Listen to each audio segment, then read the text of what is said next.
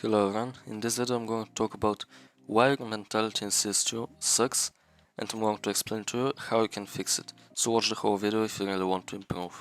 So the first very important thing is to take responsibility. When you lose a game, you have to take the responsibility, even if there was something that is not in your control, like let's say your teammates weren't playing that good or your enemies were just better than your teammates. You still have to take responsibility because 80% of the games is physically possible to win, let's say. 20% of the games would be games that you cannot win, like whatever you do. 60% of the games will depend on your performance, and 20% of the games you just win no matter what because your team is much better than the enemy team. This is known as the 20-60-20 rule, and it is true to a really big extent. Maybe the percentages are not exactly like that, but mostly it is true because most of the games will depend on how you play. If you just look at your losses and maybe even watch the demo, and you notice that if you played better, you could have actually won that game. There are some rounds where you did some mistakes where maybe you lost the round because of some stupid mistake or something like that. You can win most of your games if you're playing well, so you have to take responsibility and not blame it on outside factors that you cannot control. Like, don't blame it on, I don't know, the enemies being very good, or the enemies doing something stupid that you cannot predict, or the enemies having a smurf, or even worse, saying that they're cheating. Saying the enemies are cheating, that's just a really bad excuse. And if you're playing Face It, the chances of that happening are way too low. In Premiere, yeah, sometimes they're gonna be cheating, but who even plays Premiere? Why would you play Premiere when there's Face It? Face It would be much better for just any reason. If you're playing casually, okay, fine, but if you're playing casually, it doesn't really matter that much about your mentality, it's just about having fun. But if you're actually serious about the game, don't blame the enemies for cheating, don't blame them for having a smurf, because you can still win that game. If they're smurfing, you can still win the game. I've won games against smurfs, so why can't you win a game against a smurf? You absolutely can, you just have to play better, and if you're playing solo queue and your teammates are bad, then fair enough, but most of the time, as I said, it's going to depend on your performance. The second very important thing is that you have to actually put in the work in order to see results. A lot of players would just not that much, they would not warm up before games, they would not practice in any way, and they would just play, and they're like, why am I not improving, why am I stuck, why am I not going up in levels on Face It? The reason why you're not going up in levels is because you're not putting in the work. You're not playing that much, you're not watching demos, you're not doing anything, and you expect to improve. You cannot expect to improve if you don't put in the work. I've said multiple times that you have to get a consistent practice schedule and a consistent warm-up routine. So make for yourself a warm-up routine like 10-15 minutes, whatever. Do that before every game, and then have a practice routine half an hour to 1 hour where you're going to practice your aim, maybe your movement, maybe your pre-fire, spraying, whatever, things like this for half an hour or 1 hour, and just do that after you play your Face It games or whatever. If you don't warm up and if you don't practice, you cannot expect to improve, because you want to improve without putting in the work. That's like going to the gym once a week and trying to bench press more than you did last week. Like, you are not even trying to improve it. Like, you just go, you try how much you can bench press and you leave, and then you go in again, you try how much, and of course you're not going to improve.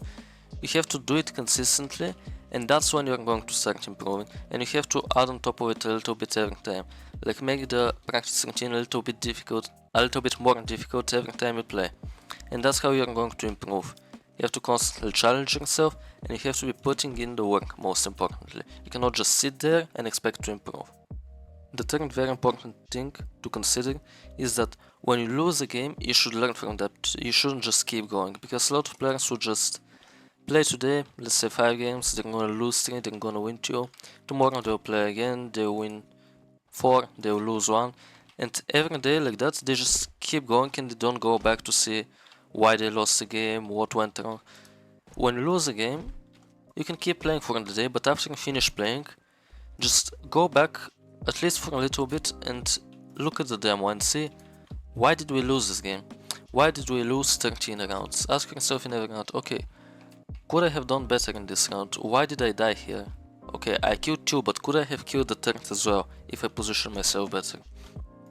Look at everything that is possible to improve, because if you just keep playing and you don't look back at your losses, you are not going to see what you are doing wrong, and you keep doing the bad things, the bad habits, and you keep doing the mistakes in future, and you'll just be repeating the same mistakes. So you have to go back, see what you're doing wrong, see what your mistakes are, and try to fix them. This is incredibly important, because if you fix your mistakes, you're going to improve. So go back, don't just keep playing after losing. Like, if you want to play 5 games, okay, play 5 games, but after you play those 5 games, go back and watch back the losses and see why you lost, and try to improve that. The last thing that I want to talk about is that a lot of players just don't want to learn new things.